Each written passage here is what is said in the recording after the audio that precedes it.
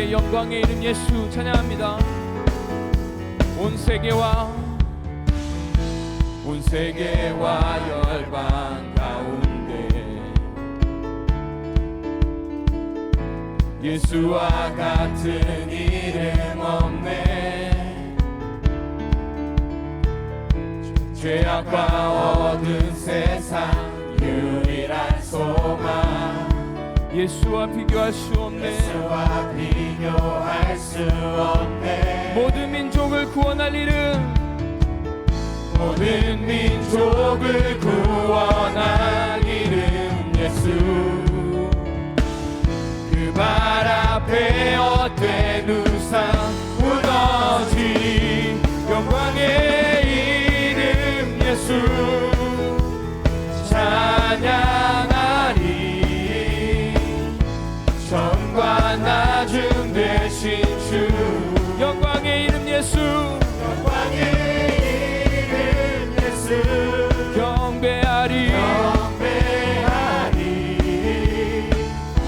온 세계와 열방을 구원하실 주.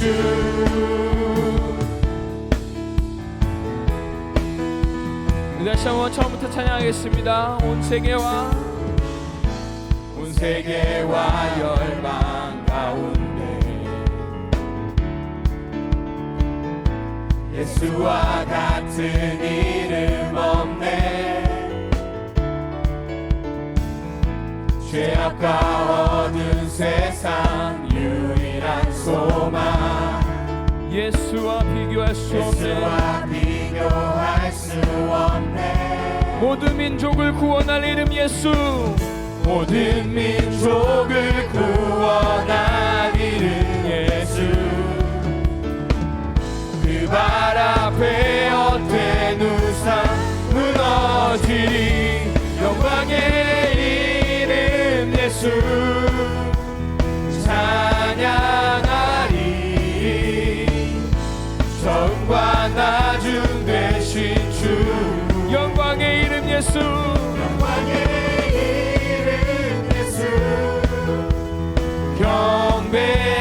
경배하리. 온 세계와 열방을 구원하실 주.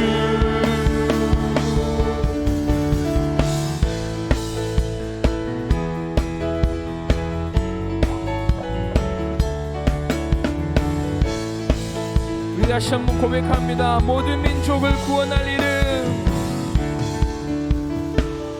모든 민족을 구원할 이름 예수. 그 발 앞에 헛된 우상 모든 민족을 구원할 이름 예수, 모든 민족을 구원할 이름 예수. 그 발 앞에 헛된 우상 무너지리.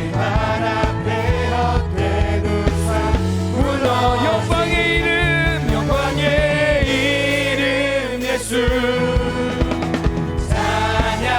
찬양하리. 전과 나중 되신 주 영광의 이름 예수, 이름 예수 경배하리. 온 세계와 열방을 영광의 이름 예수 찬양하리. 전과 나중 되신 주 영광의 이름 예수 경배하리. 온 세계와 열방을 구원하실 주 할렐루야. 영광의 이름 되신 예수님을 찬양합니다. 오직 주님만을 경배합니다.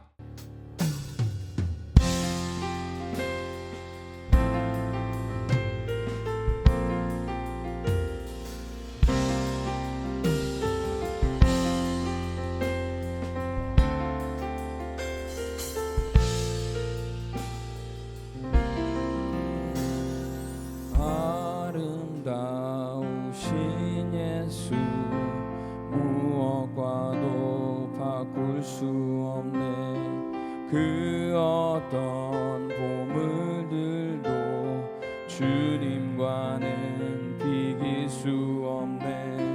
나의 평생 사는 동안 주님만을 경배하리.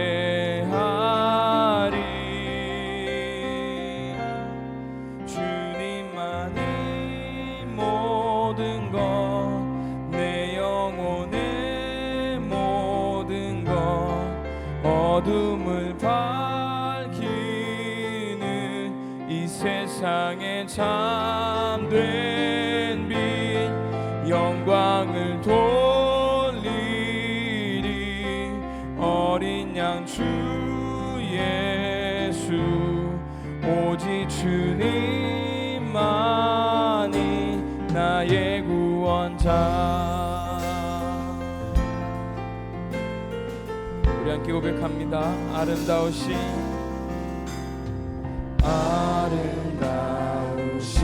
예수, 무엇과도 바꿀 수 없네. 그 어떤 보물들도 주님과는 비길 수 없네. 나의 평생 사는 동안 주님만을 경배하리. 주님만이 모든 것, 주님만이 모든 것, 내 영혼의 모든 것, 어둠을 밝히는 이 세상에 참된 빛, 영광을 돌리리. 어린 양 주 예수, 오직 주님만이 나의 구원자. 주님만이 모든 것, 주님만이 모든 것, 내 영혼의 모든 것, 어둠을 밝히는 이 세상에 참된 빛, 영광을 돌리리. 어린 양 주 예수, 오직 주님만이 나의 구원자. 우리 악기로 주님을 찬양합니다.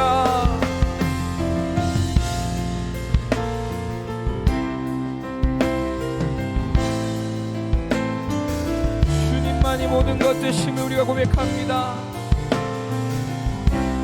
우리 시간 목소리 높여 고백합니다. 주님만이 모든 것, 내 영혼의 모든 것, 어둠을 밝히는 이 세상에 참된 빛, 영광을 돌리리. 어린 양 주 예수, 오직 주님만이 나의 구원자. 주님만이 모든 것, 주님만이 모든 것, 내 영혼의 모든 것, 어둠을 밝히는 이 세상에 참된 빛, 영광을 돌리리. 어린 양 주 예수, 오직 주님만이 나의 구원자. 오직 주님만이, 오직 주님만이 나의 구원자. 은혜로다, 은혜로다, 주의 은혜 한량없는 주의 은혜, 은혜로다, 주의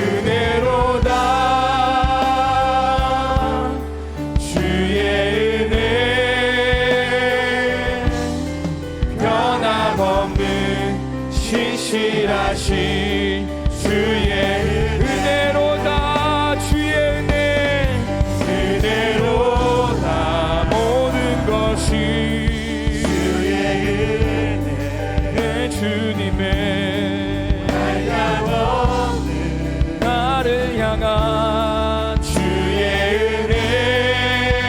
은혜로다. 은혜로다. 주의 은혜. 변함없는 신실하신 우리 두 손 들고 선포합니다. 그리스도 안에서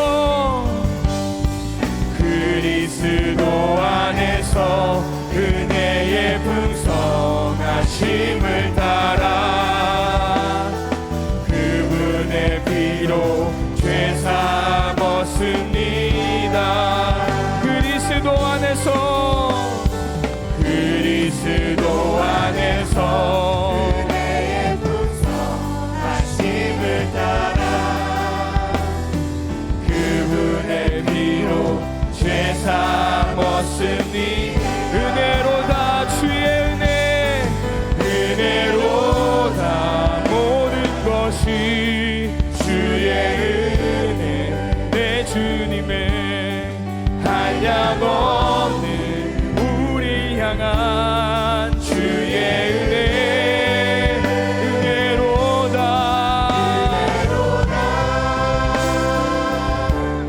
주의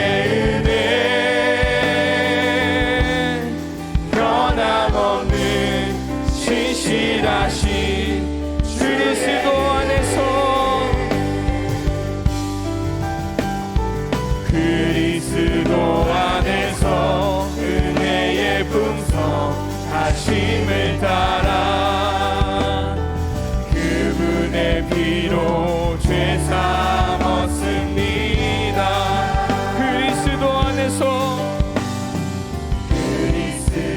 안에서 은혜의 풍성하심을 따라 그분의 피로 죄 삼았습니다. 은혜로다. 주의 은혜. 주의 은혜.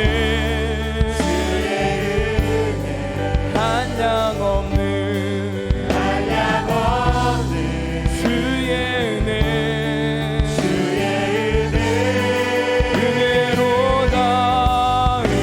은혜로다.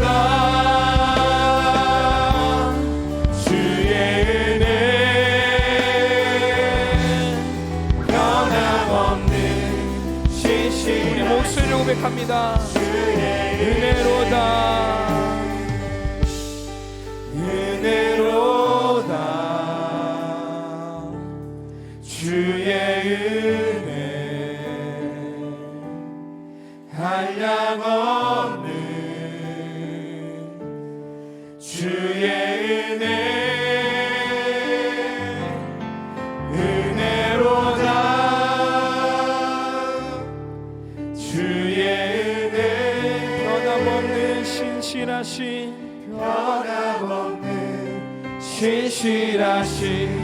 주의 은혜.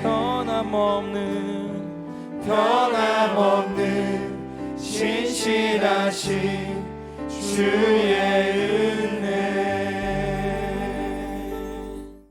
오늘 우리에게 주시는 하나님의 귀한 말씀은 고린도전서 15장 58절 한 절의 말씀입니다.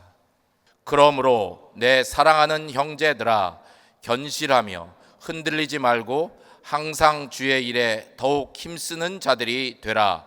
이는 너희 수고가 주 안에서 헛되지 않을 줄 알미라. 아멘. 자, 우리 한번 따라해 보겠습니다. 게으름이 그리 큰 죄라니요. 자, 제목이 질문형입니다. 다 같이 한번 해봅시다. 시작. 게으름이 그리 큰 죄라니요. 이 세상을 사는 모든 사람들은요, 지금보다 더 잘 되기를 원하고 또 성장과 발전을 기대합니다. 그리스도인들도 주님이 포도나무요 내가 그 나무에 붙어있는 가지임을 믿게 되어지면 열매를 더 많이 맺기를 원하는 것이죠. 그런데 우리가 실제로 살아보면 현실은 참 그대로 되지 않는 것 같은 그런 깨달음을 갖게 되지 않습니까? 가장 보편적 방해의 원인 중에 하나가 바로 게으름 때문이라고 말합니다. 그러므로 여러분, 게으름의 문제는 그냥 작은 문제가 아니고 반드시 신앙생활하며 짚어보아야 할 문제이고 또 해결해야만 하는 문제입니다. 미국 뉴욕의 월스트리트의 출근 시간을 보면 그 사람의 직위와 연봉을 알 수 있다는 얘기가 있습니다. 오전 7시 이전에는 대부분 CEO나 임원들이 출근을 하고요. 오전 8시에는 고급 승용차를 탄 회사의 중간 간부들, 그리고 오전 9시에는 지하철 출구에서 나오는 일반 직원들이 허겁지겁 떼지어서 뛰어간다고 합니다. 그런데 일반 직원인데 9시쯤 와야 되는 일반 직원인데 오전 7시쯤 출근하면 그런 사람은 몇 년 내에 주요 포스트로 승진한다고 하지요. 한국에서도 마찬가지를 말합니다. 오래전에 아파트 경비원 아저씨의 글로 큰 공감을 얻었던 내용인데, 큰 대규모 아파트 단지에 이렇게 연세가 많으신 경비를 하시는 분은 왕년에 그래도 훌륭한 일을 했던 분들이 많거든요. 그 오래 있다 보면 그 사람들의 어떤 것들을 많이 파악하게 되죠. 이분이 이제 글을 썼어요. 아침에 일찍 나가는 사람일수록 사회적 성취도가 높은 사람들이고, 시간 딱 맞추어서 헐레벌떡 뛰어나가는 사람들은 대부분이 바닥을 치는 인생들이더라 라는 내용인데 상당히 공감을 주는 내용이었습니다. 여러분, 잠언 19장 15절을 같이 읽어보겠습니다. 게으름이 사람으로 깊이 잠들게 하나니 태만한 사람은 줄일 것이니라. 아멘. 게으름은 언제나 육신의 편함을 추구하기 때문에 잠을 좋아합니다. 또한 게으름은 언제나 핑계가 많습니다. 잠언 22장 13절을 읽어볼까요? 게으른 자는 말하기를 사자가 밖에 있은즉 내가 나가면 거리에서 찢기겠다 하느니라. 깊은 산 속에는요, 당시 유대 지방에 사자가 있기는 했지만, 그러나 사람들이 사는 집 밖에 어디 사자가 있겠습니까? 그런데도 불구하고 아무것도 하고 싶어 하지 않은 게으른 사람들은 핑계와 이유를 만들어 낸다는 것이죠. 뭐든지 남의 탓하고 부모 탓하고 세상 탓하고 정부 탓하면서 자기의 게으름의 핑계와 이유를 만들어내게 되면 이런 사람들은 언제나 묶여있게 되고 이기지 못하는 삶을 살 수밖에 없습니다. 여러분, 이렇게 모든 사람들은 다 게으름이 좋지 않다라는 것을 압니다. 우리 산부 예배 나온 여러분들도 게으름이 좋지 않다는 것 공감하고 인정하시죠? 네, 인정합니다. 근데 문제는요, 내가 어떻게 하면 이 게으름을 이길 수 있느냐? 사실 우리 모두에게 찾아오는 거거든요. 편해지고 싶고, 좀 더 자고 싶고, 좀 더 쉽게 살고 싶고, 내게 다가오는 이 게으름을 어떻게 하면 내가 정말 이길 수 있느냐 하는 것이 중요한 문제이죠. 목사님, 저도 게으르지 않고 부지런히 살고 싶어요. 저도 매일 새벽에 예배드리고 열심히 부지런히 살고 싶은데 몸이 말을 안 듣습니다. 몸이 새벽 예배 드리고 나면 오후에는 병든 병아리처럼 앉기만 하면 졸고 운전도 못하겠고 집에만 가면 기절하는 것처럼 쓰러져서 아무 일도 못합니다. 저도요, 저녁 예배도 나오고 봉사도 막 하고 싶은데 집안일이 쌓여지고 밀려나서 도대체 할 수가 없습니다. 목사님, 요즘은 이제 나이도 들고 몸도 약해져 가지고 점점 의욕은 없어지고 그냥 일에 치여 지치는 것만 같은데 내가 정말 어떻게 해야 될지 모르겠습니다. 이런 내용들 어느 정도는 우리 공감할 수 있는 내용 아니겠어요? 저는 오늘 게으름이 그리 큰 죄라니요 라는 제목을 가지고 이 시대를 정말 힘들게 바쁘게 피곤하게 살아가고 있는 저와 여러분에게 주시는 우리 하나님의 두 가지 은혜를 함께 나누고자 합니다. 첫 번째, 우리가 게으름을 이기려면요, 먼저 게으름이 영적인 문제임을 알아야 됩니다. 게으름이 어떤 문제라고요? 영적인 문제. 게으름이 영적인 문제라는 것을 먼저 알아야 됩니다.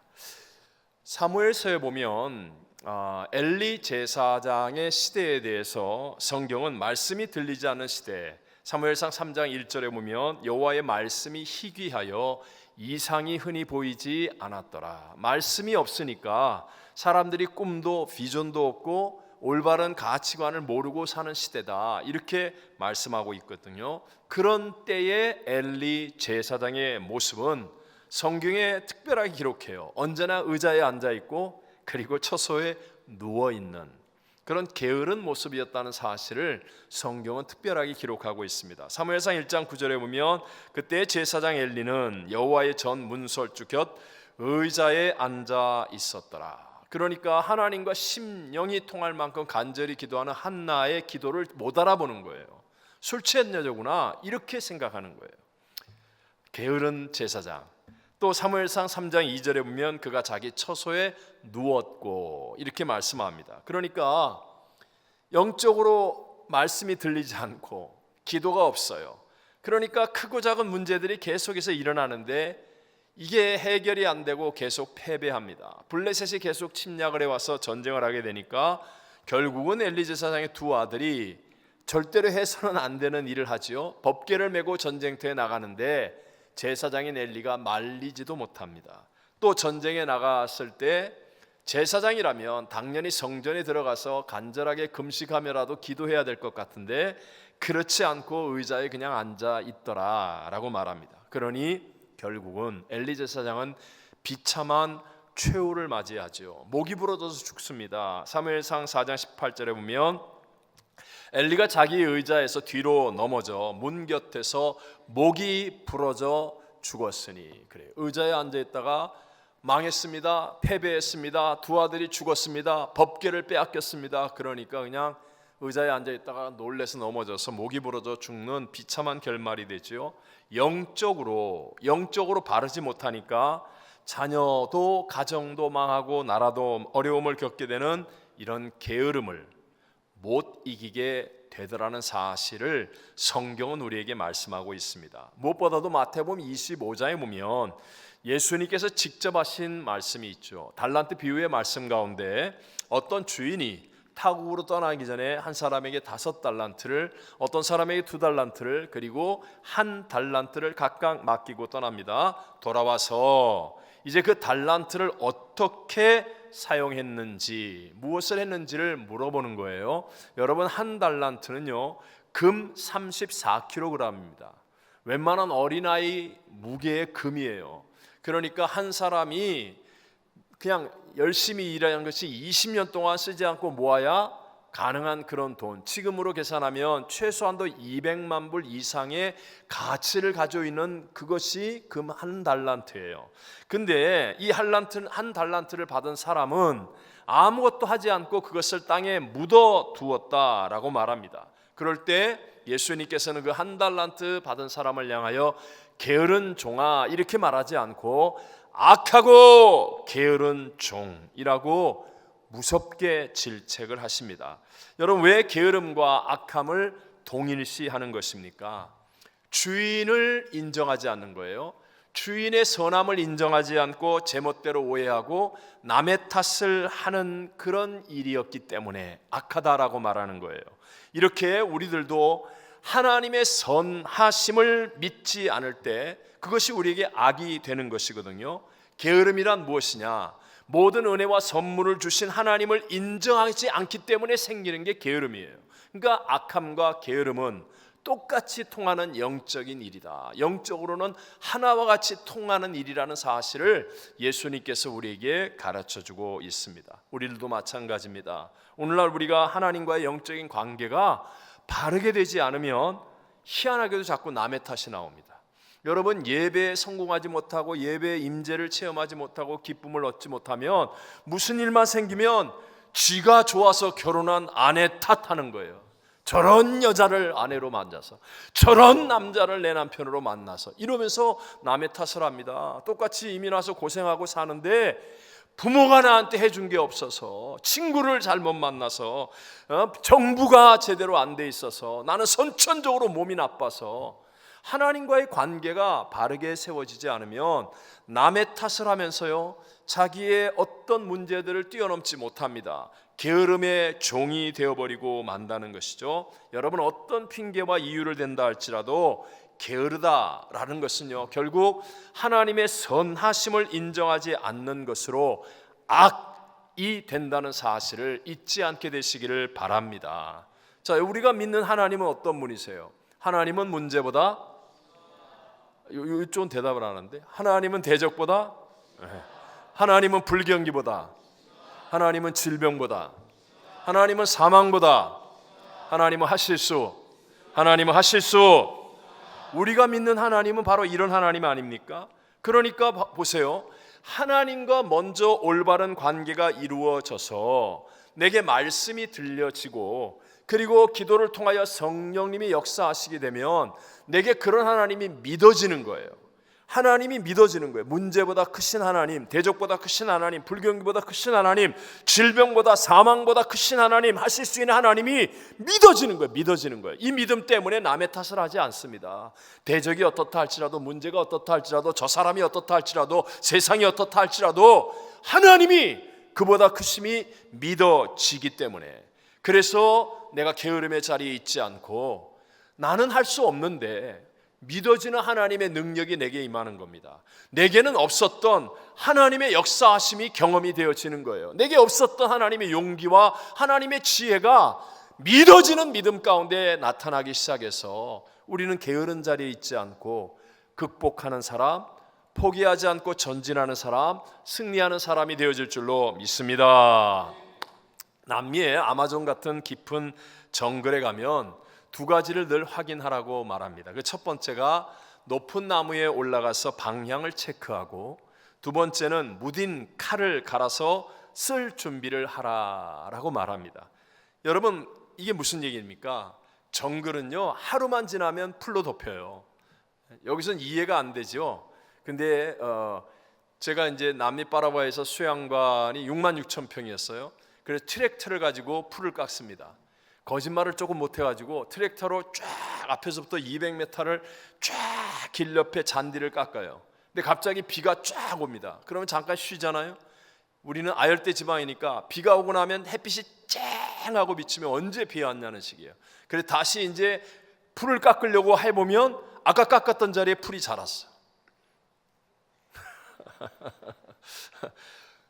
거짓말을 약간 섞은 진실이에요. 그만큼 풀이 빨리 자랍니다. 그러니까 어저께 길을 만들어놔도, 일주일 전에 길을 만들어놔도 소용이 없다는 얘기예요. 길을 못 찾는 겁니다.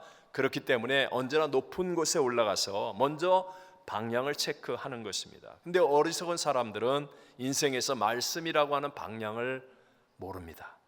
그냥 뛰는 겁니다. 엄청나게 바쁜데 근데 실상은 게으릅니다. 내가 얼마나 많은 일을 하고 있는 줄 알아? 내가 지금 얼마나 바쁜데? 이렇게 얘기를 하지만 사실은 마귀가 자꾸 엉뚱한 것을 집어넣으니까 그냥 바쁘긴 한데, 열심히 하기는 한데 전혀 열매가 없이 방황하는 인생, 하나님 보실 땐 게으른 인생이 될 수밖에 없다는 것이죠. 또 무딘 칼을 갈아야만 합니다. 풀을 베고 나가야만 길을 향해서 갈 수 있거든요. 앞을 전진할 수 있습니다. 그때 칼을 갈아놓지 않으면 무딘 칼은 풀을 베지 못해요. 그래서 결국은 망하는 자가 되어지는 거죠. 마찬가지로 우리는 자기의 분야에 있어서는 무딘 칼이 되면 안 됩니다. 이제 얼마 있으면 파리에서 올림픽을 하잖아요. 운동을 한다면 이길 수 있도록 철저히 준비하고 훈련해야 하겠죠. 또 저 같은 목회자라고 한다면 책을 읽고 기도하며 준비해야 합니다. 성가대 찬양팀이라고 한다면 노래가 잘 되도록 우리는 준비하고 연구해야 할 것이죠. 교사라고 한다면 최고로 잘 가르칠 수 있도록 계속해서 공부해야 합니다. 방송팀이라고 하면 새로운 기술과 방법을 찾으면서 연구해야만 하는 거예요. 무딘 칼을 쓴다는 것은 게으르다는 거예요. 게으른 것입니다. 여러분, 미국의 개척, 서부 개척 시대에 모두가 잘 아는 유명한 실화들이 있지 않습니까? 자, 이제 이민자 초창기에 이제 동부로 이민을 왔습니다. 근데 서부가 노다지의 땅, 황금이 있다, 넓은 땅, 그래가지고 막 이제 마차를 타고 막 사람들이 이주합니다. 조금이라도 빨리 가서 더 좋은 땅, 넓은 땅을 차지하겠다고 오는 사람들이 많아요. 그래서 어떤 사람들은 쉬지 않고 그냥 달려오는 사람이 있고, 어떤 사람들은 신앙이 있기 때문에 6일을 가고 7일째는 서서 예배드립니다. 이렇게 오는 사람이 있습니다. 자, 쉬지 않고 계속 오는 사람과 6일을 달려오고 하루를 예배드리고 정비하고 쉬고 안식하고 오는 사람, 누가 더 일찍 도착했을까요? 전자와 후자, 후자입니다. 다 아는 얘기죠. 그냥 냅다 달리는 사람은 처음에는 조금 빨리 가는 듯 하지만 얼마 가지 않아 지칩니다. 힘이 빠집니다. 그러니까 어떤 문제를 만나면 해결을 못하는 거예요. 크고 작은 문제 앞에 넘어지는 겁니다. 날씨가 조금만 추워도 병이 듭니다. 장염이 생겨도 이겨내지 못합니다. 그러나 6일을 달려와도 반드시 하루를 안식하며 하나님을 예배하는 사람은 힘을 회복합니다. 지혜와 명철을 얻습니다. 믿음의 용기를 갖습니다. 똑같은 장애물을 만나도 능히 극복하는 것이고 이겨내는 것이고 결국은 더 건강한 모습으로 더 일찍 도착하게 되더라라는 것이죠. 여러분, 분주하고 열심히 하는 것 같지만 예배가 없으면 영적인 힘이 없는 거예요. 그러니까 대적들을 이기지 못하는 것이죠. 제가 이 설교를 준비하는데 그 청년 바보 의사라는 책의 주인공 안수연 씨가 생각이 났습니다. 그는 2006년 33살의 젊은 나이에 유행성 출혈열이라고 하는 갑작스러운 병으로 죽기 전까지 그냥 평범한 무명의 한 젊은 의사였습니다. 그런데 그의 장례식장에는요, 영정 사진도 걸리기 전부터 물밀듯이 밀려오는 조문객으로 들어설 곳이 없었습니다. 그런 조문객들은 어떤 계산도 깔리지 않은 순전한 슬픔, 그가 생전에 베풀었던 호의와 사랑에 감사하는 마음 그 한 가지만을 가지고 무려 4,000명이 넘는 그에게 사랑의 빚을 진 사람들이 몰려온 것이었습니다. 그 사람들은 다 그가 살아생전에 그를 만났던 사람, 그와 함께 했었던 사람들이었습니다. 병원의 청소부들, 심지어는 병원 앞에 구두 닦기를 하는 분들, 그리고 간호사들, 동료 의사들과 그를 만나 치료를 받아 보았던 환자들이었습니다. 믿지 않는 기자들과 관계자들이 놀랄 수밖에 없는 그런 장례식이었습니다. 죽음 이후에 자신을 그리워하는 사람이 많다면 그 사람은 성공한 인생이라는 말이 있죠. 안수연 씨는 그런 사람이에요. 그가 죽은 지 3년이 지나도 그의 살아생전에 그의 삶 때문에 그를 잊지 못하여 그와 만났던 경험, 그를 통해 예수를 믿게 된 글들을 모은 것이 바로 그 청년 바보 의사라는 제목의 책이었습니다. 이 책을 통하여 이분이 알려지게 된 것이에요. 그는 나름 정말 바쁘고 또 힘든 의사의 삶을 게으르지 않게 살았다는 것이죠. 근데 이렇게 살 수 있었던 이유가 뭔지 아십니까? 그가 성품이 좋아서? 아닙니다. 그 이유는 딱 하나. 그는요, 단 한 주일도 예배를 빼먹지 않은 사람이었다는 거예요. 여기서는 아멘을 나와야 되는데 아멘을 안 하네. 다시 한번 할까요? 그렇게 바쁜 의사, 힘든 삶을 살면서도 그는 단 한 주일도 예배를 빼먹지 않는 믿음의 사람이었습니다. 그 믿음 때문에 그는요, 고3 때 재수를 했어요. 공부를 탁월하게 잘했는데 교회에서 교사하고 성가대 하느라고, 먼저 믿음을 지키느라고 재수를 했어요. 또 의료 파업이 일어났을 때에도 믿음 때문에 환자들의 편에 서서 진료하느라 모든 비난을 한 몸에 받기도 했었습니다. 그는 환자의 병을 치료할 수 없다고 해서 그저 바라보기만 하는 사람이 아니라 환자의 아픔에 공감하고 그의 마음을 헤아리며 영생의 복음을 전하는 사명자로 살았다는 거예요. 그래서 안수연 씨가 살았을 때 열심히 전도했던, 그러나 예수님 믿기를 거부했던 한 수 간호사가 있었습니다. 근데 그 간호사가 장례식 이후에 교회를 나가게 된 거예요. 그리고 3년 만에 그 책을 쓸 때 이렇게 기록합니다. 자신은 안수연 씨에게 주는 가장 기쁜 선물이 교회에 나가 예수를 믿는 것임을 깨닫고 그것을 선택했다고, 예배드리는 믿음의 사람이 된 것이라고 고백하였습니다. 여러분, 영적으로 먼저 하나님과의 수직적인 이 관계가 바르게 되면 게으름을 이기게 됩니다. 그래서 모든 수평적인 관계에서도 풍성한 열매가 맺어지게 됨을 믿게 되시기를 바랍니다. 두 번째로요, 게으름을 이기는 것, 그것은 부르심의 소명을 발견하는 거예요. 부르심의 소명을 발견하면 게으름을 이기게 되어 있습니다. 여러분, 게으르다고 말하는 사람들, 어떤 사람은 방 안에서 나오지도 않고 막 며칠씩 그냥 청소도 안 하고 뭐 산책도 안 하고 너무 게을러요. 그래서 방문을 열고 들어오면 밤새워서 게임을 합니다. 며칠 동안은 인터넷을 봅니다. 그러니까 자기가 좋아하는 일에는 게으르지 않는다는 얘기죠. 이거 실제 이야기입니다. 어느 병원 응급실에서 한 환자가 심장마비로 병원에 급히 실려왔는데 이미 오는 과정에서 숨이 멈춘 상태였습니다. 의사가 이제 사망 진단을 내리기 위해 이렇게 확인하는 거 아니에요? 근데 손을 펴려고 하는데 이 주먹을 쥔 손을 펼 수가 없는 거예요. 사람들을 불러다 도움을 받아서 간신히 이제 심장마비로 죽은 이 환자의 손을 펴서 보니까 그 안에는 놀랍게도 화투 2장이 잡혀 있는 거예요. 손을 펴서 보니까 그 안에 화투 2장이 3광, 8광, 그림 좀 보여줘요. 저게 뭔지 아세요? 한국에서 화투 쳐본 분들 아시죠? 저게 노름을 할 때 저게 38광땡이라고 해서 제일 높은 거래요. 이 양반이 노름하느라고 며칠 밤을 거기서 세운 거예요. 앉아가지고 계속 노름만 하는 거예요. 노름하느라고 그냥 거기에 앉아가지고 며칠 밤을 세우다가 38광땡이 나온 거예요.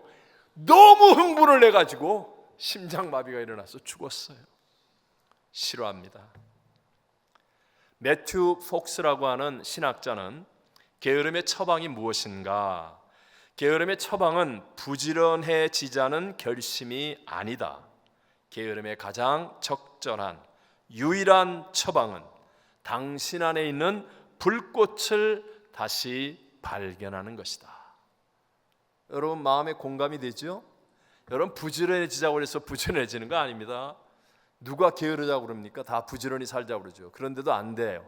근데 내 안에 불꽃이 회복되어지면 여러분 부지런할 수 있다는 거죠. 출애굽기 3장에 오면 정말 유명한 모세가 소명을 발견하는 장이 나오죠. 그는 도망자입니다. 미디안 광야 아무것도 없는 곳에서 무려 40년 동안 짐승들과 한가하게 삶을 보내고 있는 80의 노인이었습니다. 근데 그가 호렙산 가시떨기 나무의 불꽃 가운데 임재하시는 하나님을 만나고 하나님의 부르심 안에서의 소명을 발견합니다. 그러니까 40년 동안 잊어버렸던 그 과거의 경험들이 불같이 일어납니다. 모세 안에 없어진 것 같았던 그의 능력들이 회복되기 시작합니다. 나이 80입니다. 가진 것 아무것도 없이 지팡이 하나밖에 없습니다. 이제는 짐승들하고 지내는 정말 한가한 노인과 같은 사람이었습니다. 그런데 소명을 발견하자 불꽃이 일기 시작합니다. 세계 최강의 나라 애굽에 가서 바로왕을 무릎 꿇게 만들고 200만 명의 이스라엘 백성들을 이끌어내는 인류 역사상 가장 위대한 일을 하는 존귀한 지도자가 되어지더라는 것입니다. 여러분, 느린 것과 게으른 것은 다릅니다. 토끼와 거북이 우화 이야기 다 알죠? 처음 들어요? 3부 예배는 대답을 안 해. 난 정말 토끼와 거북이 얘기 들어봤어요? 네, 감사합니다. 토끼와 거북이가 빨라요? 느려요? 느리죠. 토끼는 빠르죠. 근데 누가 거북이 보고 게으르다고 그래요? 빠른 토끼 보고 게으르다고 그러잖아요. 낮잠 자다가 게으름 피우다가 느린 거북이한테 지잖아요. 느린 거북이 보고 게으르다는 사람 없습니다. 오히려 빠른 토끼를 보고 게으름뱅이라고 얘기하죠. 여러분, 달팽이가 얼마나 느립니까? 그 달팽이가 길을 건너고 있어요. 그 느린 달팽이를 보고 이 게으른 달팽이야 이렇게 얘기하는 사람 아무도 없다는 것이죠. 느리다는 것은 게으른 것과는 다릅니다. 여러분, 느리고 빠름의 문제가 아니에요. 부르심의 소명을 발견하면 느릴 수도 있습니다. 은사에 따라 천천히 가는 사람도 있습니다. 하지만 가슴속에 불꽃이입니다. 게을러지지 않습니다. 삶과 시간과 은사와 재능을 존귀하고 아름답게 사용하는 사람이 되어진다는 것입니다. 우리 교회에서도 보십시오. 선교의 부르심을 받고 소명을 붙들고 순종하는 분들, 그런 분들 가운데 여러분 게으른 분이 있습니까? 어떤 분은 연세가 80이 넘은 분도 있었어요. 70이 넘은 분들 많아요. 매일 새벽 예배 끝나고 그분들 모여서 선교를 위해서 얼마나 많은 준비를 하는지 아십니까? 한 달 이상. 우리 한국의 박지민 목사님 사모님, 서지혜 사모님에게 전화 연락해서 많은 물품들도 얻기도 하고, 그리고 선교지와 계속 연락을 하면서 준비를 하고, 아무도 게으르지 않습니다. 주일날도 마찬가지예요. 오늘도 누가 제일 일찍 나올까요? 쉽게 말하면 부지런한 분들이 누굽니까? 식사 당번에 부르심을 받은 분들, 카페 분의 봉사자로 부르심을 받은 분들, 부르심을 확실히 하는 소명을 붙들고 있는 직분자들, 교사의 부르심, 방송실의 부르심, 안내의 부르심, 성가대와 찬양팀의 부르심, 이 부르심을 순종해도 게을러지지 않습니다. 여러분, 저희 교회에 하나님이 성경 암송의 기회를 주셨잖아요. 성경 암송을 하는데 게으른 사람이 할 수 있을까요, 없을까요? 안 해봐서 몰라요? 해보면 알아요. 이건 게을러가지고 할 수 있는 일이 아니에요. 성경 암송의 기회는 하나님의 말씀이 내 안에 역사하는 기회일 뿐만 아니라 영적인 게으름을 무너뜨리는 기회라는 거예요. 이건 게을러서 할 수 있는 일이 아니라는 겁니다. 제가 파라과이에서 사역을 할 때 전도를 해서 이분이 평생에 처음 예수를 믿게 된 분이에요. 그래서 교회를 나왔는데 은혜를 받으셔서 자기가 정말 너무 인생에 늦게 예수를 믿은 게 너무 안타깝다. 이제까지 자기 인생에 예배를 못 드린 것이, 예배를 못 드리고 살았다는 것이 너무너무 후회스럽다. 그러면서 기도를 하는데 이분이 정말 남은 인생을 예배자로 살아야 되겠다는 부르심을 받았어요. 그래서 내가 젊은 시절에 그 좋은 시절 예배 못 드렸지만 이제 남은 인생은 난 정말 예배를 온전히 잘 드리며 살겠다. 이 사명을 붙들었어요. 하지만 이분은요, 태생적으로 잠이 많은 분이에요. 무슨 체질인지 모르겠지만 하루에 최소한도 8시간을 푹 자지 않으면 아무것도 못해. 아무것도 못해 정말. 그리고 이분이 운동화 가게를 했기 때문에 어떨 때는 막 신발 박스를 막 옮기는 그런 힘든 일을 하기에 너무너무 환경적으로 한계를 느끼는 거예요. 그러니까 자기가 새벽 예배를 매일 드리고 저녁 예배를 드리고 이렇게 한다는 게 내가 봤을 때는 불가능할 것 같았습니다. 그런데 제 기억에 정확한 연수는 안 나오지만 10년 이상을 제가 거기 있는 동안에 이분이 단 한 번도 새벽 예배를 빠진 적이 없고 저녁 예배를 빠진 적이 없습니다. 그래서 제가 새벽 예배 제가 제일 먼저 나가는 스타일인데 나보다 더 일찍 나와요. 그래서 교회당 열쇠를 맡기기까지 했던 분이에요. 근데 이분이 간증하는 거예요. 그때 깨달았습니다. 이분은 부르심의 소명이 자기는 예배자로 남은 인생을 살겠다. 이 하나님의 부르심의 소명을 붙들고 나서 그 다음부터 자기는요, 수요일과 금요일 저녁 예배가 있는 날을 제외하고는 매일 7시에 잠자리 드는 거예요. 그래서 친구들을 만난다, 일을 한다, 나는 하나님 만나는 게 더 중요해 하고 안 나가요. 7시에는 잠자리 드는 거예요. 처음에는 힘들었지만 정말 7시에 자는 거예요. 내가 전화해도 안 받아요. 못 받는 거예요.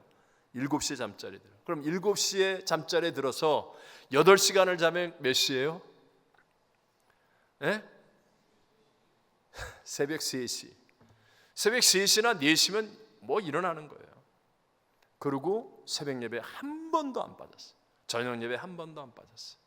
정말 특별하게 어디 여행하거나 그럴 때를 제외하고는 하나님의 부르심의 소명을 확실히 붙들고 사니까 이분에게 영광이 있고 승리가 있는 인생이 되어지더라는 것입니다.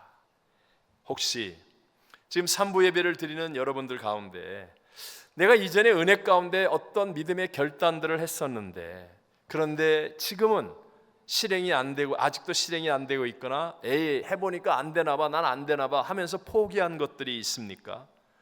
2024년을 시작하면서 난 올해는 꼭 성경을 읽을 거야, 일독을 할 거야, 올해는 반드시 한 사람 이상 전도하고 난 봉사를 하겠다, 올해는 정말 하나님 앞에 온전한 11조와 선교헌금도 드려보겠다, 등등 여러분이 하나님이 주신 어떤 감동과 결단들이 있었는데도 불구하고 나도 모르는 사이에 영적인 게으름에 묶이는 거죠. 영적인 게으름에 묶여서 행함으로 아직 옮기지 못하고 있다면, 그렇다면 여러분은 부르신 하나님을 똑바로 바라보고 소명을 붙들어야 됩니다. 소명에 집중해야 돼요. 하나님이 주셨던 마음, 자꾸 내 잔머리를 더하지 마세요. 내가 이렇게 하면 이렇게 되고 저렇게 하면 나 안 돼, 못해, 아직은 아니야, 아니에요. 부르심의 소명을 확실하게 붙들고 믿음으로 내가 한 걸음을 내디디면 하나님이 지혜를 주시고 능력을 주시고 역사하셔서 우리로 하여금 정말 놀라운 하나님과의 동행의 새 역사들을 체험하게 하실 줄로 믿습니다. 자, 오늘 우리가 읽은 고린도전서 15장 마지막 절을 읽었습니다. 근데 고린도전서 15장을 우리는 일반적으로 부활장이라고 얘기해요. 무슨 장? 부활장. 여러분, 세상은 부활을 가르쳐주지 못합니다. 죽음이 끝이라고 얘기하죠. 죽음의 끝이야 이러면서 마치 그 다음 세계가 없는 것처럼 우리에게 마귀의 거짓말을 자꾸 심어주죠. 인풋하는 거예요. 그러나 성경은 진리를 말합니다. 죽음이 끝이 아니에요. 죽음은 우리 모두에게 닥치는 분명한 현실이지만 죽음 이후에 다음 세계가 있습니다. 우리는 부활하여 우리가 이 땅에서 선악간에 행한 그대로 심판을 받게 된다는 것 믿으시면 아멘. 이 부활이에요. 하나님의 말씀만이 우리에게 진리를 가르쳐 주는데 이 부활의 믿음을 우리에게 주는 겁니다. 다음 세계가 있다. 이 땅이 우리의 본향이 아니라 다음 세계가 있다. 자, 좀 잔인한 얘기 같지만 여러분이 그렇게 고생하면서 정말 소원하던 집을 장만했습니다. 정말 소중하고 아름다운 집이라고 해보십시오. 근데 그 집이 영원합니까? 영원하지 못합니까? 영원하지 못해요. 어느 날 그게 다 불에 타서 없어집니다. 화재가 난다는 게 아니라 우리가 다음 세계로 갈 것이기 때문에 이 땅의 모든 것이 다 불에 타 없어집니다. 여러분이 정말 무엇보다 소중히 여기는 그 사랑하는 자동차, 내가 정말 나 이 자동차 너무 좋아, 그거 다 불에 타서 없어집니다. 여러분이 지금 아무도 모르게 숨겨놓았던 그 은밀한 보물들, 혼자서 보면서 만족해하는 그 어떤 것들 다 불에 타서 없어집니다. 이게 세상이 우리가 살 영원한 땅이 아니에요. 속지 마세요. 우리에겐 다음 세계가 있습니다. 그 다음 세계가 있음을 성경은 쫙 얘기하는 거예요. 말씀으로 믿게 만드는 거예요. 그리고 나서 오늘 15장 마지막 절을 말씀합니다. 다 같이 한번 읽어보겠습니다. 그러므로 내 사랑하는 형제들아, 견실하며 흔들리지 말고 항상 주의 일에 더욱 힘쓰는 자들이 되라. 이는 너희 수고가 주 안에서 헛되지 않은 줄 알미라.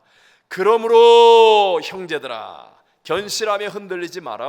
어떤 일에? 항상 주의 일에 더욱 힘쓴 자들이 되는 것. 여기에 견실하고 흔들리지 마. 이 말이 뭐죠? 먼저 우선순위를 하나님께 두고 부르심의 소명을 따라 살아야 돼 라고 말하는 거예요. 그 이유가 무엇입니까? 그 이유는 바로 너희 수고가 주 안에서 헛되지 않는 다음 세계가 있기 때문이라는 거예요. 여러분, 다음 세계가 우리 앞에 곧 펼쳐질 것을 믿으시면 아멘. 아직도 안 믿어지십니까? 온 세상에 어느 한 나라의 예외도 없이 이상기후 때문에 재앙의 소식이 넘쳐나고 있습니다. 이제 이스라엘과 중동 이슬람 국가 예멘까지 본토를 서로 주고받고 공격합니다. 이제 정말 하나님 역사의 중심지인 이스라엘의 마지막 하나님이 성경에 예언한 모든 일들이 이루어질 그 타이밍이 눈앞에 다가왔습니다. 미국과 한국을 비롯하여 불법이 성행하여서 사람들의 마음에 사랑이 없어졌습니다. 갈등하고 분열하고 미워하고 싸우고 갈 때까지 갔습니다. 여러분, 사람이 바뀌어서 된다고요? 시스템이 바뀌면 될 거라고요? 어떤 것이 세워지면 된다고요? 착각하지 마세요. 끝이 왔습니다. 더 이상 갈 데가 없는 끝이 왔습니다. 여기서 우리가 낙심하고 포기하고 살아야 됩니까? 아니에요.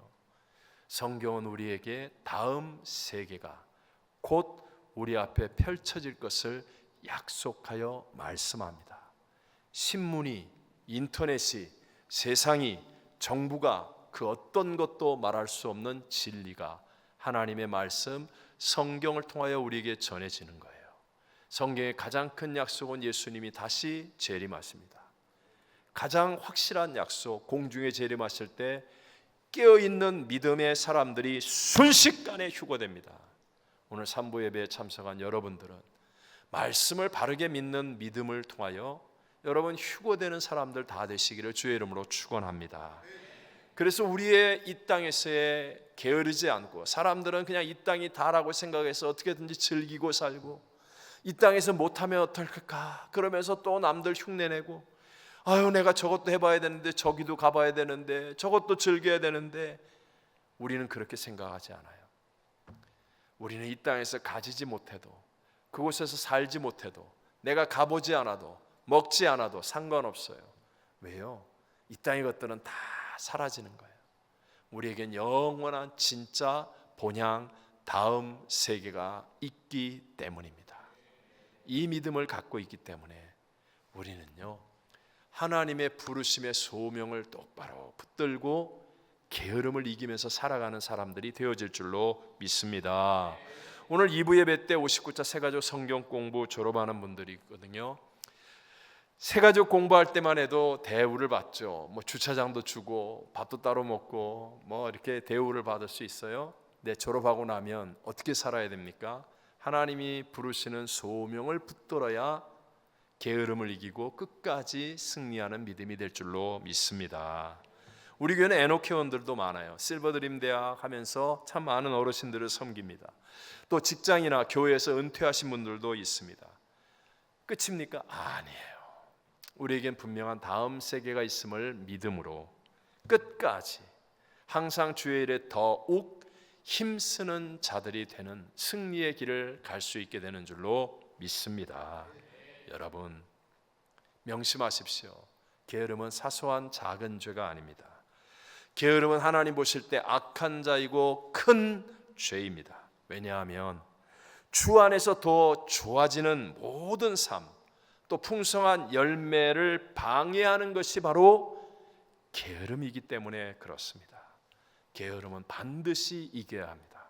그러기 위해서는 먼저 게으름이 육신적인 일, 정신적인 일이 아니라 영적인 일임을 바르게 알고 하나님과의 관계를 제1 우선순위로 두어야 합니다.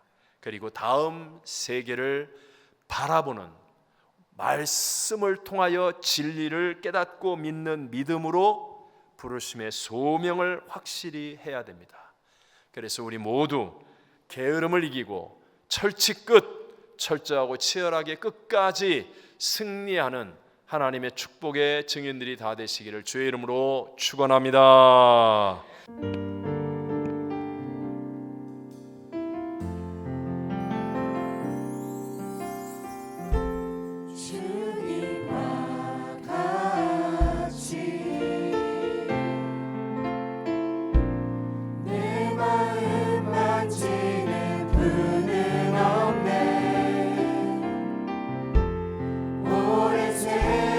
찾아 난 알았네. 내게